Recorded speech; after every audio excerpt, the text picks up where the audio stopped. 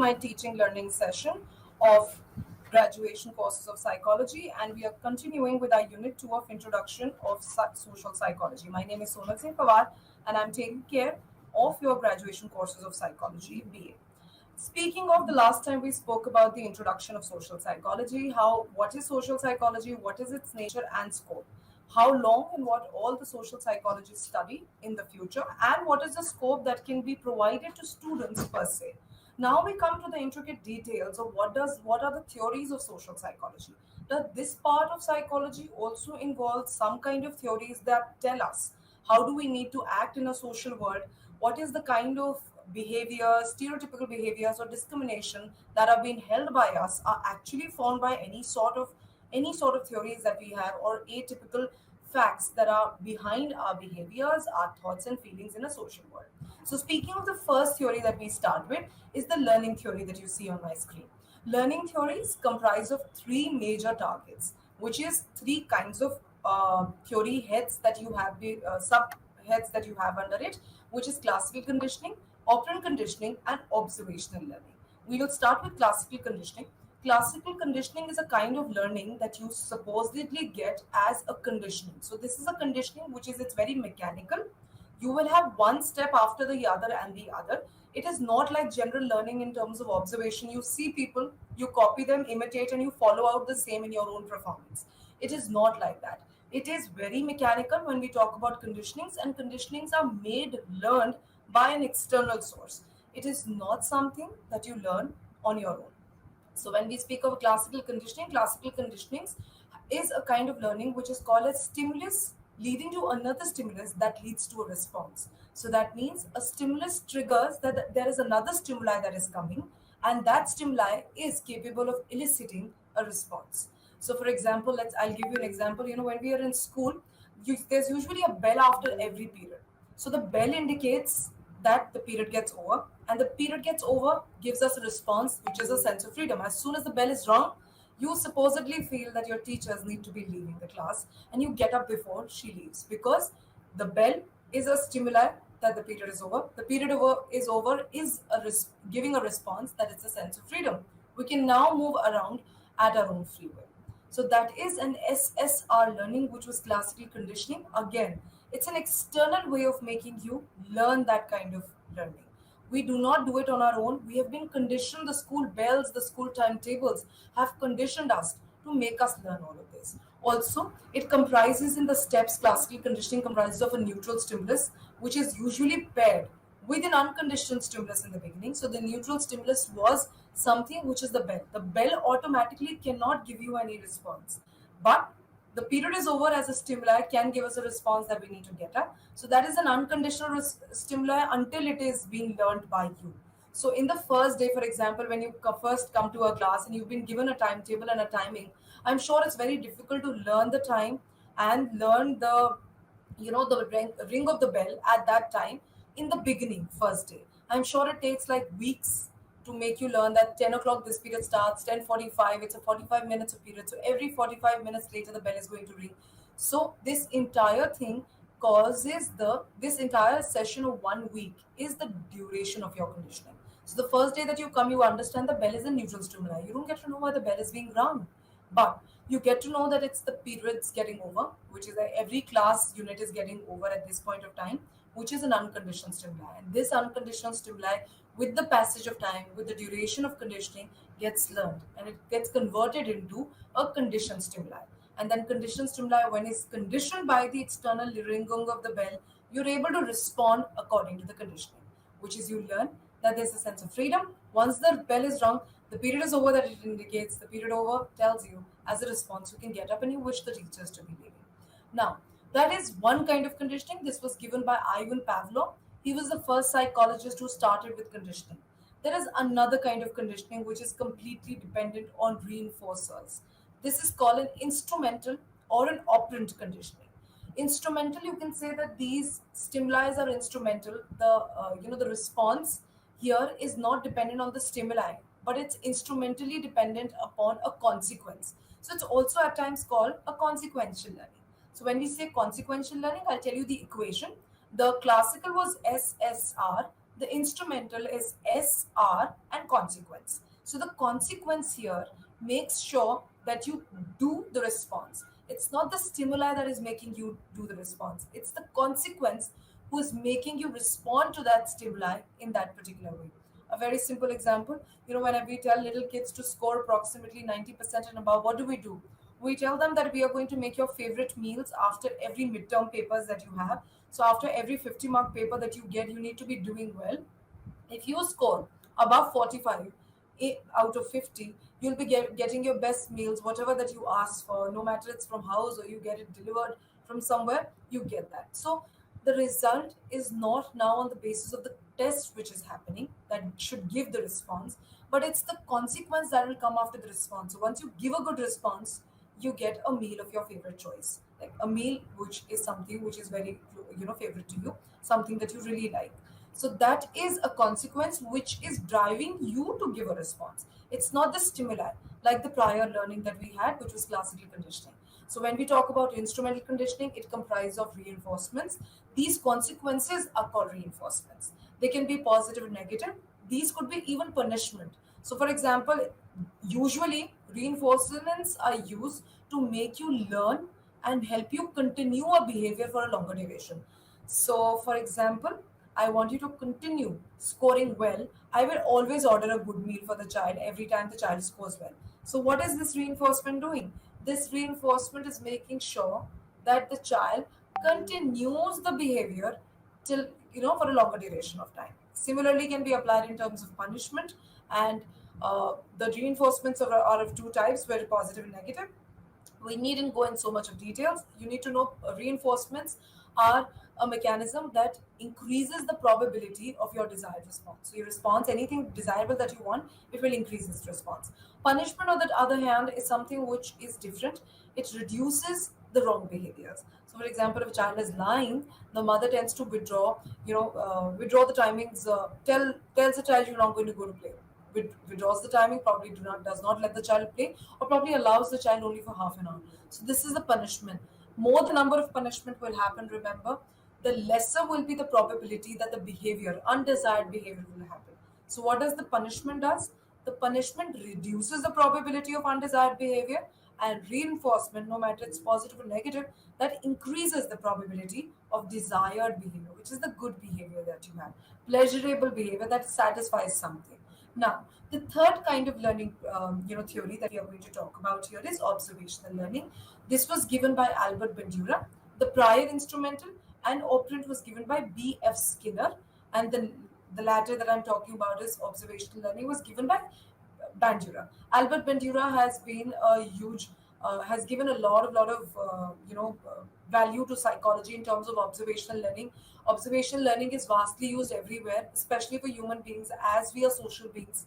It is used for learning values, imitating good behaviors, at times imitating bad behaviors, also bad habits that we get from peers or probably from even our parents at times. So that is observational learning. People often learn attitudes. So, in social learning and in social psychology, how observational learning is so important. It will make you learn stereotypical behavior, attitudes of people by watching them, but technically making them your role models. So you make them your role models and you imitate your behavior. So the fact that you're learning to discriminate a group, that might be because of the culture or or the group that you're a part of. That probably tells you that this kind of groups are not something that we indulge in or speak to. Then children learn regional and ethical speech patterns by listening to other people. That is very true. The fact that a lot of children learn the lingo and even the verbal connotation of the mouth. How do we use our mouth? How much we open and close by observation. So regional speech and dialect is learned by observational learning. Obviously, social behaviors are greatly learned by observational learning. How do you need to greet and meet people? How do you need to speak to them? So observational learning can occur without any reinforcement also. How? We do not need here an SNR because it's not the conditioning. It's not a kind of conditioning that we will require a stimulus and response. It is a kind of automatic learning that happens, not mechanical, just by observing people. Also, to tell you, S is the stimuli, R is the response. Usually, stimuli has the ability to elicit a response, but not all stimuli have the ability to elicit a response, which is to give out a response. Is that good? I hope these three principles are clear. A little more important information about reinforcements, that apart the instrumental conditioning, the principle of reinforcement is also used in social exchanges nowadays. How? The social exchange theory by Kelly and Thibault, stated in 1978, uses the concept of reinforcement to explain stability and change in relationships between individuals, which is very true. The fact there's a lot of maintenance of harmony and change as per a pattern in a relationship, and maintaining stability happens because of the exchange of rewards. Like a one person doing something for the other and the other person doing something for the other. So it's like exchanging rewards. One doing something for the other and the other doing the other for the first person. So this theory assumes that the individuals have a choice and often face social situation in which they must choose amongst the alternative actions, and any action provides some rewards entails some cost, which is very true. So social exchange suggests the fact that you're getting a reward will be costed in some or the other manner. So Kelly did give an equation which is not a part of your syllabi, but Kelly suggested that once we are in a social relationship, getting a reward, it's always at a cost of something. I'll give you a simple example. In an argument, when you become the individual who looks forward for a solution as a result, as a reward, and you always look forward for a reward, that this is something that I need to solve and this is the reward. So I probably will not fight but look forward to solution. Remember, it's going to cost a lot of mental peace of yours in relationship by giving the solution to the argument that you are. So probably the person will ask out a lot of explanation, a lot of hows and whys of that solution, and why are you doing it, how are you doing it.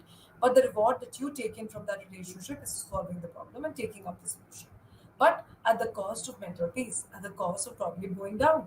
So it's always in a human relationship, every reward will be at a cost. So social exchange theory happens like that, but in a very mechanical pattern, it could be you exchanging a reward at the cost of something, that you also have to give out something in an exchange of reward that you are getting. Like if you get something from your teacher after scoring well, you have put in an effort and a time and energy to study well. So that's the cost of it. So that finishes with the learning theories of social psychology. Remember, classical conditioning is important because in the society we are actually guided by other people, conditioned by other people, how to meet people in a social condition. Also, reward is something. So, instrumental conditioning is something which is always available. We are mostly doing our activities, are mostly doing our events on the basis of something that we are getting, which is a reward. Social learning, as we are social beings, is one of the most important theories that we are going to talk about. Now, let's move to another set of theories that we have, and let's look forward to the criticism of learning theories. See, criticism of learning theories have only one thing. They did not consider anything in terms of innovation and creativity. So, if you have a mechanical pattern of learning, SSR learning, which is the classical conditioning, what about the innovation? What about people thinking about inventing something else? And if we are talking about even observational learning, and you copy someone's behavior but you innovate and that behavior is not mentioned. So there are very strict rules. Also, another criticism for this was that reinforcement largely ignores the other motivation. So the drive to do something, the lack of motivation. For example, if a child is being told you score something and you always be sitting on the first seat, but imagine in one of the examination the child is very low on motivation, does not study. So we do not consider the hows, whys of the motivation, the downplays if the motivation is low or high. So these were two criticisms of learning theories. Now let's come to cognitive theories, which are there. Cognitive theory assumes that the mental activities of the individuals are an important determinant of social behavior, which is very true.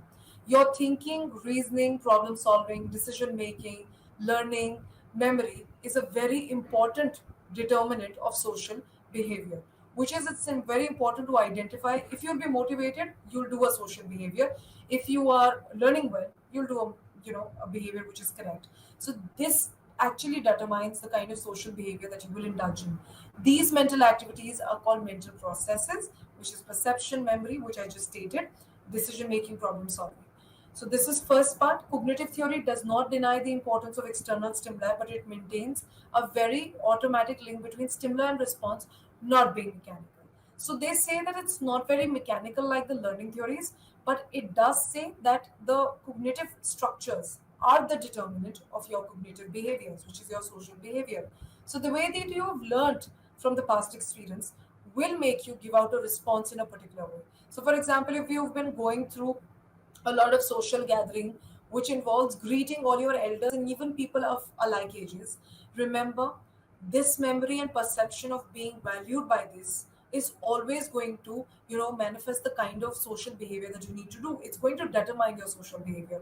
So it's not very mechanical, but there is a stimulus and response, once because of your memory, because of the learning of the past experiences. Then cognitive approaches also has been very highly influenced by Gestalt psychology, which was the German psychologist, which was Kurt Kafka Wertheimer. And these theories actually stated Gestalt had a central idea that whole is bigger than the sum of the parts, which is responding to configurations which are bigger is better than responding to configuration which is single. So we would respond to a bigger picture rather than responding to pieces, which is whole is better than the sum of the parts. Even cognitive theories were impacted by this. Learning as a whole, memory being holistic, and problem solving always comes down to a solution which is whole.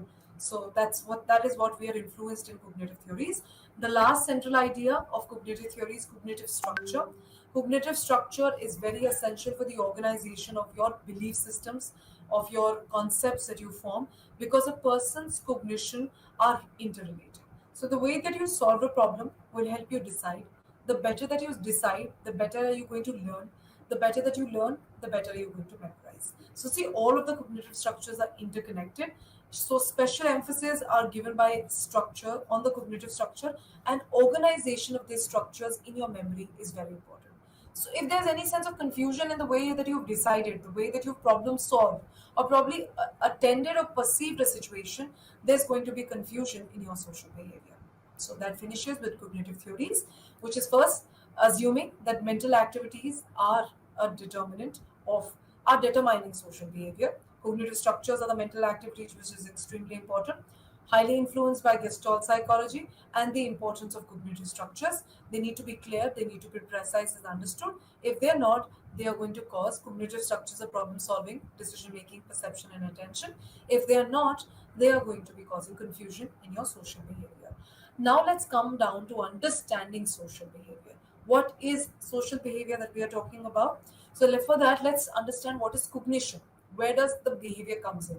So social cognition is defined as a process in which we interpret, analyze, remember. So you interpret a situation, you analyze situation and remember, and then you further apply the situation in the social world. And in this entire thing, you need to know, in a social world, social cognition is extremely important. If you do not have a thinking, reasoning in the social world, remember, any event, any social construct, any gathering, any meeting with your friends will not be understood. Why? You don't interpret it, you don't analyze it, you don't have an information that you've memorized, and then you can use it as a past experience for next session, next experience or next learning. So that is social cognition. When we talk about social cognition, there's a very important term called schemas. Schemas are defined as huge social structures, very important social structures that contains an expectation and knowledge of the social world. So it's like a framework. I'll give you a very simple example. It's not an example of a social structure or a social surrounding, but for children and the way we have learned in our younger days. So if we were made to learn that there's a dog, what were we told about it? So there's a broader rule and regulation and knowledge and expectation of what a dog looks like. Furry, has a tail, has a sound which is atypical to a dog, and these are domestic animals, can be trained. So now, if we see a cat, one distinguishing feature would be the sound, because they both have four legs, they're furry animals, and they come in different breeds. Both can be domesticated. But what is the knowledge and the expected figure that can differentiate? The sound of the two. So that helps us actually structure and organize your social world completely. So the way you meet your friends, you have cognitive structures for that, and a framework and expectations for that. The way you meet your families, you have an expectation for that. So also, all of these schemas, or we have schemas everywhere. So you might have a person schema, you might have a role schema, you have an event schemas. So we have different types of schemas. So in a simple way, schemas are our expectations and knowledge about any concept, any structure. So this is a social framework that you form around, and under which, if there's a topic, it will have common features within it. So if you're talking about dogs, all the dogs will have those common sounds that we have spoken. So that feature will be common to that entire schema. So schemas are extremely important. Until you do not have an expectation of a social behavior, you cannot function. So if you wouldn't have told you what a behavior in a school life would have been, I'm sure school life would haven't been so formalized. If the college wouldn't have been the first step to the world, I'm sure, and we would have formalized the college, it would still feel very, we would have still feel very nurtured. That's why college behavior is very different from school behaviors, because schemas, the expectation and knowledge of the two behaviors are different. So let's come to the types of schema. There is called the person schema. Person schemas are schemas which are cognitive structures associated to personalities, a kind of personality which explains a very certain characteristic of a personality, like um, probably Mother Teresa, Mahatma Gandhi, J.D. Ratan Tata, we talk about, and Hitler, Adolf Hitler. So these are personalities, and there are some certain characteristics which are under these personality. So when we talk about, obviously, Adolf Hitler, we know he was a dictator, but at the same time, he was a great orator. He had the ability to woo all his countrymen at that point of time, and the ability to even be, charm people. So, because of his speaking abilities. Well, now, when we speak of somebody like Mahatma Gandhi, we come to a factor of non-violence. Non-violence is a characteristic feature that he had. His entire personality is focusing that. A humble, polite, non-violent way of leading to freedom was Mahatma Gandhi. So that's a personality. So the personality person schema can also be referred to as prototypes, generally consisting of a composition of personality, which is five characteristic features. You can probably say, oh, you have features like Mahatma Gandhi, you have features like uh, Ratan Tata, oh, Mother Teresa, helping, giving, nurturant, like that. So this is a person schema associated to a specific personality. Coming to self schemas. Self schemas are cognitive representation about us that organizes and processes all the related information. So self is a schema which is coming from your self concept. Concept is a perception about yourself amongst people. So your self concept leads to self schemas, which is a set of information that you have about yourself. So better is your self concept, better is going to be your self schema. So that finishes with self. You can see social. I just started with what was social psychology, cognitive psychology, and social cognition. The images says the social cognition is a scientific study of how individuals attend, interpret, remember information about the social world. So social psychology is an umbrella term. Cognitive becomes a part of it, and social cognition is a part of the both the umbrella term, which is social psychology and cognitive psychology. Let's move to different types of schemas. We've done the person and self. Let's come to group schemas that we have. Group schemas refer more, very specific to stereotypes are the schemas which are regarding a particular group and a category of group. These stereotypes are specifying traits, qualities about a group. These group can be social groups, it could be cultural groups, it could be norm-based groups that you have. So this is stereotypes, which is a collection of ideas which can be both positive and negative about a group, and they are hypothetically formed. They do not have a very logical basis at times. So these are called group schemas. Then we come to role schemas. Role schemas are those qualities and traits and attributes and behaviors that are required in a particular role in a group or probably of an individual. Like a role schema could be categorized in terms of, an example which is given here could be a teacher. So teacher is a role schema, a counselor, a scientist, a mother is a role schema. So, what is the characteristic features and attributes that are required in that specific role becomes the role schema. So that role occupies a certain list of abilities, certain list of attributes, which are adjectives, personality attributes. So that is the role schema. So that could be doctors, that could be salesperson. Like we've seen salespersons, ever they come and call you and they'll be like, please listen to our scheme. It will take 2 minutes. So their role schemas is what? To be selling, to be grasping the knowledge of the other over the phone or probably in person, giving lucrative ideas and lucrative deals to you. So that is a sales manager. A teacher is something who's guiding, mentoring, a light to the child's life.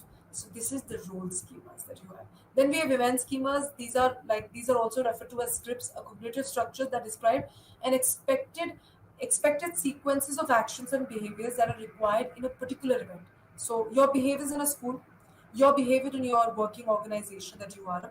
So there's a discipline of following a code of conduct, a code of dressing. So that's a role. That is an event schema.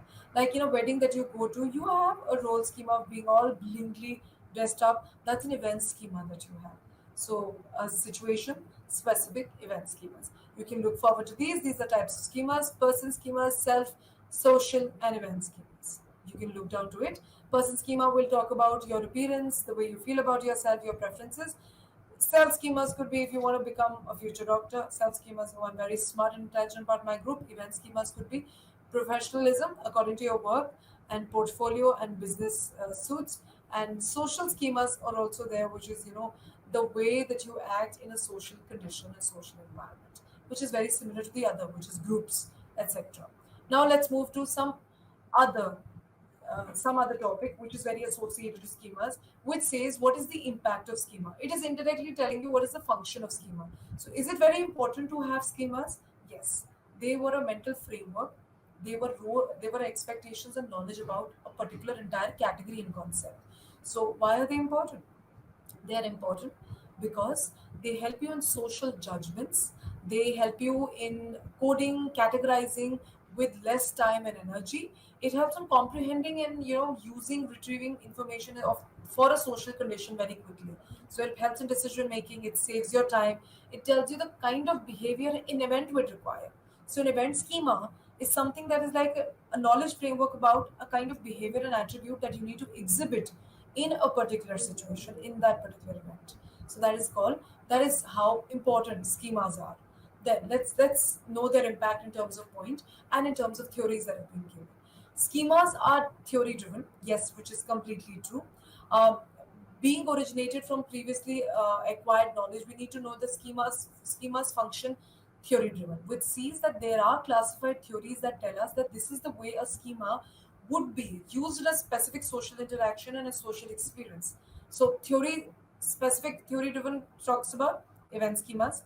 A theory has given that there's an event schema, there's a social schema, there's a person schema, there is there is a role schema that you have. So it's all theory driven. So as per the theory, you need to be doing like this. So it is like very fixed. Now another impact is impact of schemas on memory, which is a huger point. Human memory is mainly considered as a reconstructive in nature, which is keeps reconstructing itself. Why? As you go from one situation to the other to the other, what happens? We keep gaining a lot of knowledge, we keep gaining a lot of experiences. These experiences keep restructuring your memory and past experiences. So it keeps giving you a bundle of experiences to hold on to. So in a place of remembering specific fine points of social encounters and situation, we generally remember only the prominent details characterizing that specific situation, holding and activating a schema. So let's take an example. Such impact on memory suggests that schemas further determine what details are to be remembered and what has to be forgotten, which is very true. So let's take an example that you go to an event, which is your social, an event schema, social gathering with friends. You just realize that everyone is very nicely dressed. They take care of the food that you eat. They talk about all their personal, professional grievances and their likes and dislikes there. So you get to know this makes an impact on your memory. So the next time that you move on to the same kind of event, your behaviors will be determined by the experiences that are formed before. So that is called as the impact of schemas on memory, which is very high. Then there's an impact on inferences. So inferences are what and why are they so important? In social cognition, always remember when you enter a word like a social conditioning, you will always find that a social condition begins how the social condition begins with forming an impression about people. So as soon as you start interacting with people, you start worrying, okay, the person is good, the other person is very pleasant, or the other person is very annoying, very obnoxious, very irritating.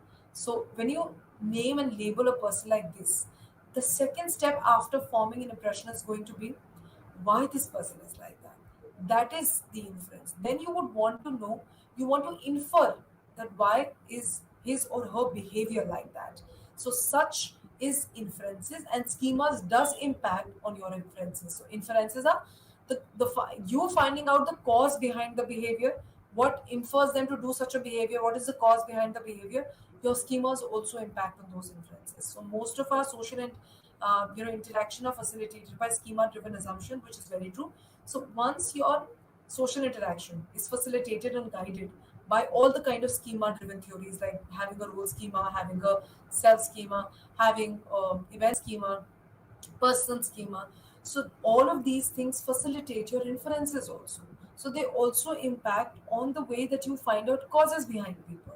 You will go back to these schemas only to identify the cause of their behavior. So they also impact on your inferences, on the causes that you put behind on people's personality. Now, on to the other impact of schemas are the impact on social judgment, which is very high. The fact that we already have a knowledge and expectation of a social situation and event, I'm sure your judgment is going to be according to that schema that has already been organized in your mind. So the fact that you already know that a social event or a social gathering is like going to be like this, you already have a judgment of a positive and a negative about it. Then we have an schemas integrated and stable in nature, which is very true. Why schemas make our interaction so stable? The fact you need to know is schemas are developed in your personal experience in a way so that you are able to you know devise and able to guide your social interaction. So always remember, having a schema is extremely important. It makes you prepared. It always gives you an experience which is there with you beforehand. Also, at the same point of time, schemas help you be have a collection of past experiences and makes you well prepared for a social interaction, makes you capable of activating an actual schema before time.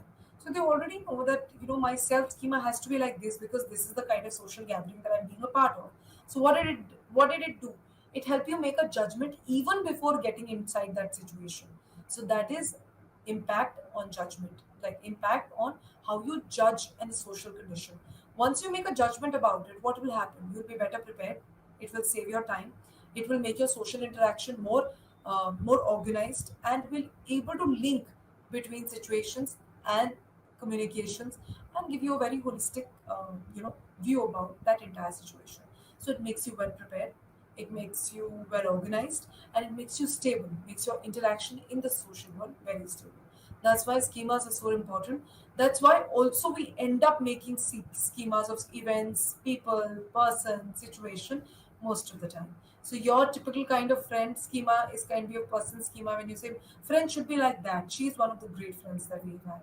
So that's a person schema personality that you create. So that's what schemas makes your social interaction so integrated and so stable and so organized of the time. Now let's move to some of the theories, how the social thought that comes to your mind are processed in the world. So we talked about how behaviors are, devised and how our behaviors guided. They're guided by schemas. Now let's understand the thinking that goes on. How does it get processed? It gets processed by two or three theories. The first is the continuum model of processing. So how does the social thought get processed? By continuum model of processing. It says that our presumptions and prejudices often result into distorted thoughts and biased evaluation, which is very true. Mostly the presumptions and prejudice that you hold about people and situation actually gives you a very biased attitude also towards them. So a stereotypical attitude towards a group which does not have a logic behind it, but a very hypothetical construction of schemas, which is being done by the collection of another culture from another culture to another culture. So this is presumptions will usually lead to biases. However, our thought process is not always guided by presumption and prejudices. Always remember, it always tries to minimize its cognitive efforts, like cognitive misers. So what does continuum model of processing wants to do? It wants to make sure that correct cognitive structures are utilized, but cognitive structures are utilized with minimum effort. So not a lot of effort to be done, but you're able to give the correct cognitive structure and with little effort of yours. Instead of often over analyzing social cognitive information, being very cautious, we tend to make sure that we tend to give out a guess, or we tend to give out a tentative answer to a situation. So it's always found that over analyzing a situation, being very vigilant, systematic, always increases the cognitive effort and it reduces the cognitive thought. It reduces the accuracy of cognitive thought. So more that you analyze, more that you get into overthinking, over analytical thought, more vigilant about a situation, remember, the cognitive structure or the cognitive thought about that situation will be wrong, will be incorrect. So Fiske and Newberg in 1990 suggested that we process social information along a continuum, starting from a category-driven processing to data-driven processing. So, which usually starts from forming a schema. Schemas are usually formed because we are theory-driven. After theory driven, they need to be processed systematically, not over analyzed. So, over analysis leads to the fact of making more mistakes. So, what are the functions of schema? That was a part of the things that we did before.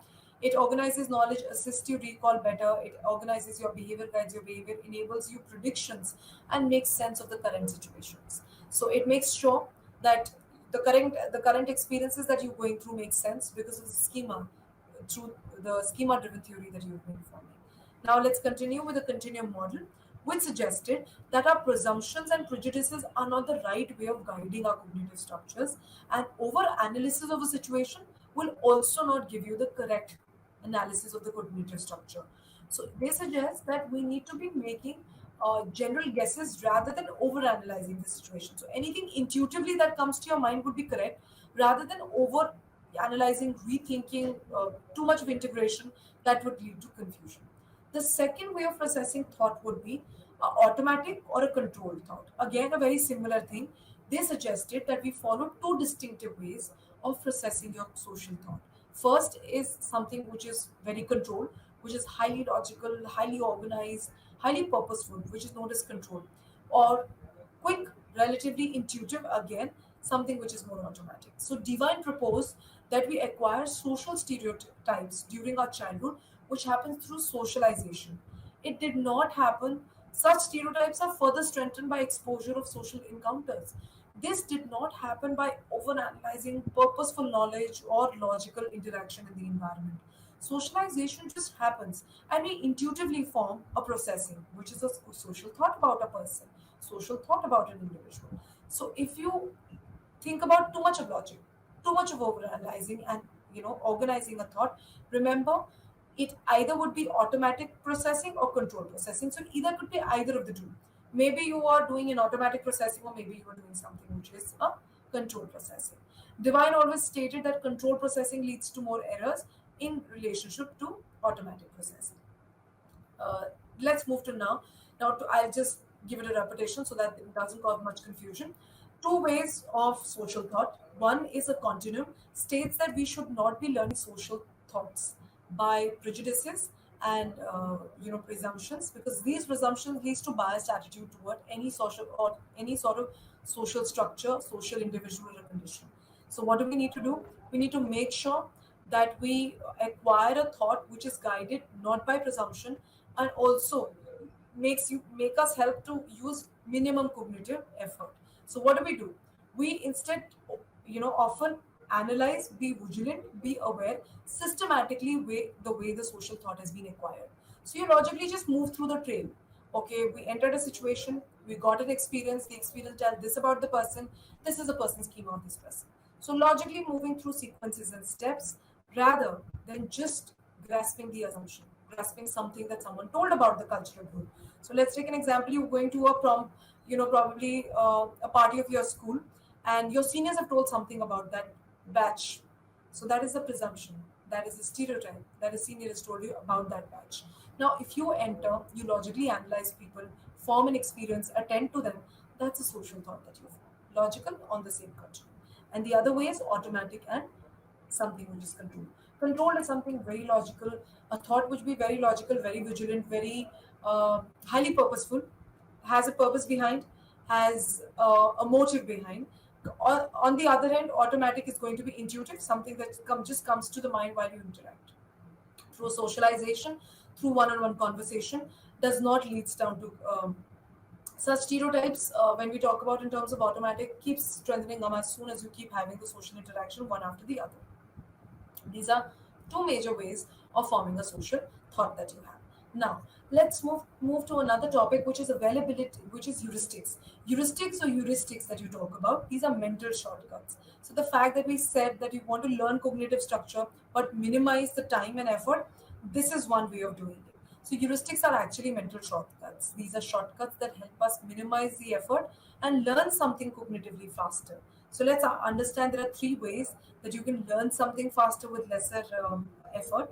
So first is availability heuristic, which suggests that some schemas are often frequently available to you in the environment, because the more that you interact, they keep becoming available. So schemas that are mostly and readily available to us ends up guiding our social interaction. So Swarsh et al. In 1991 also proposed different explanation in case of A's of retrieval. So he stated that more the schemas are available to you, the lesser effort you take to even retrieve these information. So availability heuristic states that in a social interaction, whatever is available to you becomes your mental shortcut. Whatever schema is available to you will become your mental shortcut to guide your behaviors and thought. The next that we talk about is representative heuristics. This suggests that there are often, these are often suggested when we are faced with a situation which is of high level of uncertainty. So let's take a situation that is very complex, you are unaware of. You end up in such situation, you only pick up the representative of that cognitive structure. So something which is very particular, something which is a characteristic feature of that schema, you pick that up. So that is called representative, something which is very essential property of that social entity, of that social group, of that social condition. So that's again mental shortcut. Picking up the essential. The upper one was picking up the available, and the last one is adjusting and anchoring. This says in a situation when we are required to make social decision or express our opinions or thoughts on a social issue, we in which we do not have an expertise, we do not have knowledge, we usually try to make guesses, which is guess based on what is workable, something which is adjustable, something which is anchoring to that situation. So let's take an example. If a person does not know something about a political topic which is happening across, like climatic change is something which is a huge topic in the entire in the in the entire, I don't say the world around, but most of the islands have been speaking of climatic change. A person who does not know about it might just speak through the workable cues which are present, that knows what is climatic change, so speaks about its disadvantages, but not in specific to that country or an island, but only specific to what climatic change is all about. So that is workable cues. When we do not have knowledge about what is there, we try and anchor and adjust to what we know of. So these cues actually function as a starting point, an anchoring point, and help us modify the conversation, the social interaction according to whatever that you can anchor and adjust to. So these are three: availability shortcut you can make, adjusting anchoring shortcut that you make, and representative, which is essential features that you know of, can be made as shortcuts. So this is a way that we can reduce our cognitive effort in a social condition that we talk about. So use of heuristics that I've talked about, it reduces your mental effort. It is very fast and accurate. It simplifies complex things, helps in problem solving, decision making. Very fast and usually it's accurate way of arriving to a solution with less mental effort. Now, let's come to some of the theories that we talk about of these similar shortcuts that we are going to talk about. These are cognitive experiential self theory. This argues that many times we prefer intuitive thought in past experiences. So this is another shortcut. Personal experiential, on the basis of your experience, your intuition suggests that this is the correct way of doing things. So let's take an example. This is my lucky watch. I'll wear it every time when I go for an exam. So that's like intuition. Happened once, you take it through your experience. So this is a cognitive shortcut and a simple way of doing things. Then paying attention to inconsistent information rather than consistent. People suggested that inconsistent information is more relevant than consistent information. It's like an irony to most situations that we commit to. So when we encounter a social situation, information inconsistent to the road draws more attention, which is very true. Let's take an example that is given. Bardak suggested, and Park in 1996 reported, adjectives like males being nurturant and women's being competitive, doesn't it grasp more attention? Are better, associated and remembered because it is inconsistent to the gender stereotype and gender roles. So adventurous for males to emotional to females. This is something which is very normal, but that would be remembered more because it is inconsistent. So that's how inconsistent saves time. Then is negativity bias, which refers to the notion that when of equal intensity, human being has a tendency to greatly weigh to negative social information and entities, which is very true. Our thought, our attention is usually driven towards negative thought, and negativity, then positive thought. So negative biases are always there. Our mind usually strikes the negative chord first before anything else. So there is a notion that our equal intensity is drawn towards negativity than positivity. Last is planning fallacy. Planning and fallacy means a common belief. So a planning common belief is that while deciding about time when we will take to complete a task, we often underestimate the time is needed at the time of execution generally. So this is called the time fallacy, which is, at the time of planning, we usually forget the amount of time to do that we need. So this is a planning fallacy that always happens, that we overshoot the time period to something that is given to us, which is always there. You've given a deadline, you feel, oh, I'll do it in 5 days. But while planning, you actually forget that 5 days would be less for this task. So this is known as planning fallacy. This is something which is usually should be kept in mind to use mental shortcuts in cognitive structures. So, experiential thought, which is intuitively deciding something, looking forward to inconsistent information, our ideas going to negative biases first, and then planning fallacy that we talk about, were some ways that also leads to errors in your mind. So that's why I stated these are cognitive structures that it leads to. Always remember, at times these shortcuts gets us errors, which are the above that we just mentioned. Let's move to the next. Some of more errors that can be costing to us, which could be potential cost of too much thinking. This is again an error that we have. Like negative bias is a shortcut, but it's even an error that we talk about. So when we talk about potential cost of thinking too much, remember, if you're overanalyzing, overthinking, what can it do? It can frustrate you. It can lead to wrong judgments. It could probably lead to overthinking. And overthinking leads to what?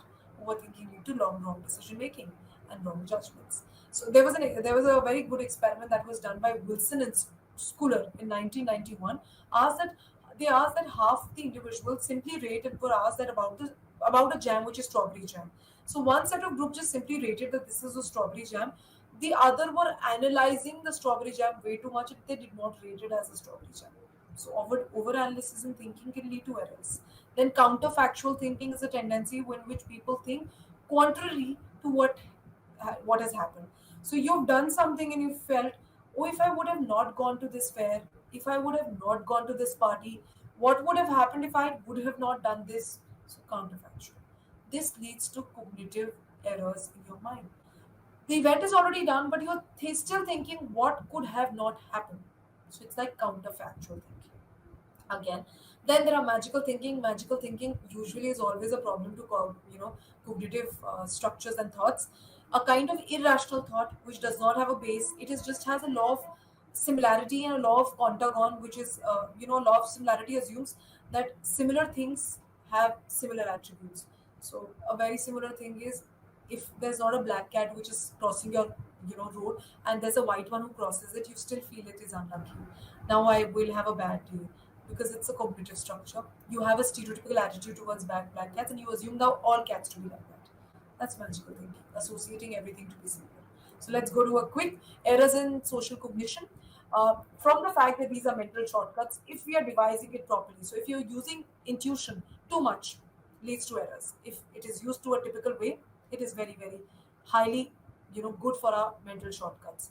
Inconsistent information more than the consistent one. Negativity bias obviously is an error, but negativity biases is always a shortcut for people when they are driven towards depression, driven towards anxiety, and planning fallacy. Planning fallacy is completely an error because of the fact that we usually forget the connotation of time when we are planning for time. So that's a huge error that we are talking about. Now let's come to unit 3. Quickly doing unit 3 is understanding social behavior in first kind of behaviors that we have, which is called person perception. So as we started in the first, we started with what were social behaviors. Starting social behaviors as a unit requires an understanding of social cognition. Social cognition told us that schemas are important. There are types of schemas that are important. After this type of schemas, we understood that there is an impact on schemas. Schemas are very helpful. They're kind of shortcuts to us. So we understood that there are some shortcuts also that can be devised. So we did some shortcuts, which is heuristics, availability, adjustment, anchoring, and essential. And at the same time, we thought that if behaviors are guided by schemas, our thought needs to be guided too. So we had two theories for it: continued processing and automatic, and continuum processing, automatic and controlled, and a continuum processing. Then we came to errors. Errors usually, when we talk about intuitive and inconsistent, usually becomes shortcuts. But if they're overused, they become an error like negativity bias and planning fallacy. And also in the previous one that we did, like that we become too focused on the details and we get frustrated, and that's how errors tends to start happening in your cognition. Now let's move to unit 3, in terms of unit 3 part 2, which is person perception. What is person perception? Person perception is an area of social psychology which studies person by which we form impression on people. So this person perception tells us that, as I said in the beginning, as soon as you go to a social situation, you form an impression about people. That impression can be through the way that you've interacted on social media, or probably on on a web call, or even in real condition. After an impression is formed, you want to infer that this is the kind of behavior. Why? From where this behavior is coming? We start making inferences, and this inferences lastly give us something which is a final cognition of that person. So that is a person perception. So person perception starts with the first type of thought and first type of concept, which is impression formation. So the first thing that we need to do in a person perception is impression formation. During a social interaction, we form a perception on the basis of the verbal communication, the way the person looks, the way the person has communicated, and we start making assumption about the personality trait. Remember, once we start attributing the personality traits of the person, as soon as we start attributing, trait attribution starts, which is we start making attribution. We start inferring and attributing that this could be the cause because the personality is like this. That's why I made the person is pleasant because the person is very helpful. I find the person's personality pleasant because the person is pretty looking, the person is very social, very helping. So that's an attribution that you've made. So that is the cause of behavior. So the first thing that you may do is making assumption on the basis of appearances, the person look, talks, characteristics, also on the basis of personality. Then stress, trait centrality come as a second point.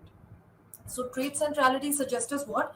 Ash in 1946 presented empirical evidences to view that when we form an impression of a person, traits play a very important role, which is very true. Your personality is a reflection of your characteristics, characteristic trait, which could be intelligent, social, talkative, gregarious, uh, probably cold and warm. And the example of cold and warm suggests that usually when we enlist in the second type of researches, when it happened, they suggested that people reacted to cold and warm very differently. Obviously, cold and warm gives us a very different thought about people's personality. So the first impression of people who were warm will have you something which is caring, giving, nurturing. What would be called self-centered, distinct, unexpressive. So out of the two researches that we have, they suggested in the trait centrality, traits are important. Characteristic traits are very important. So two research group, the first one tells us 7 traits were listed to be important: intelligence, skillful, industrious, determinant, warm, practical, and cautious. Second group differentiated between cold and warm, very distinct ones. Warm are people who are nurturant, giving, social, helping, and the cold ones were designated as very practical, self-centric, and unexpressive, and not so emotional. Now, moving to the next. What is for why first impressions are important? Why impression, when we talk about in social behavior, is important. So impression is the first assumptions that you form. So it is based, as soon as you get inside a room, people start judging you and interviewing you. So it's based on two kinds of effect: primacy and recency effect. Very simple. Primacy effect is something which is an effect where an individual tends to quickly form an opinion of the subject matter as soon as you see. So first impression formed is called the primacy effect. Primacy effect has been seen very important. Why? First, as it's mentioned in the PPT, first that the person is the impression which is initially formed usually is used as an effect, as a information to impact on all the behaviors that the person will do later. So it becomes a standpoint for all the behaviors that the person will do. Second, primacy effects assume that we pay greater attention to information which is received early and the information then to the information which is received later. So we tend to pay more attention to the information received earlier than the later. And opposite to the primacy effect is called the recency effect, which is recent, the which suggests that most commonly occurring when we consider the time gap between the formation of impression of the first, which is lost. For example, there's a time gap between the first meeting and the last meeting. So you might have forgotten the first meeting. So the recent meeting helps you evaluate the person's personality. So individual's perception is dominated by the last and the most recent information about the person. So that's called the primacy and recency effect, which impacts your impression formation greatly. So you can see, according to what you use, your primary. If you're using Luchin's 1957 primacy effect or recency effects by Jones and Gothels in 1971. They both have their value. Remember, they both are important to the kinds that you use. If you're using recency effect, it's important to you. If you're using primacy effect, it's equally important. Now, moving to theories of attribution, let's understand it's only two theories that I will discuss and give an introduction of. So, once you've formed an impression, you want to infer, you want to attribute why this personality is like this. What is the cause behind it? So, once we've understood that the behavior is primarily because it helps us predict behaviors and help us know the people around us and in the social environment, this process of attribution helps us to find the cause in the person's behavior. As I said, as soon as you talk about social cognition, you enter a situation, you form an impression. After forming an impression, you want to know the cause behind the behavior. You start inferring this can be the cause. The process of finding the cause behind a behavior is referred to as attribution. So attribution can be two kinds. It can be a personal dispositional attribution and it could be situational. So situational is, I'll give you an example. Let's say there's water spilled on the floor. A person falls on the floor. The person said, "Oh, the floor had water, and I'm sure he had to fall. It no one can help. You'll end up falling on a slippery floor." Now that's a situational attribution. Person attribution. I knew he's going to be falling. Why? He's always very careless and reckless. So we did not attribute the situation, but the person's personality. That is dispositional attribution. So these are the two kind of major attribution that we had. Let's talk about Hyder Knife's psychology. He stated in 1940, extended to 1958, that in a regular social interaction, people try to find causes behind a behavior of other people by using common sense reasoning. So it's just a nativistic thought. It was, we judge people's behavior on the basis of, we attribute behavior on the basis of the common sense. So we understand on the basis of the casual inferences which is happening, a common sense theory.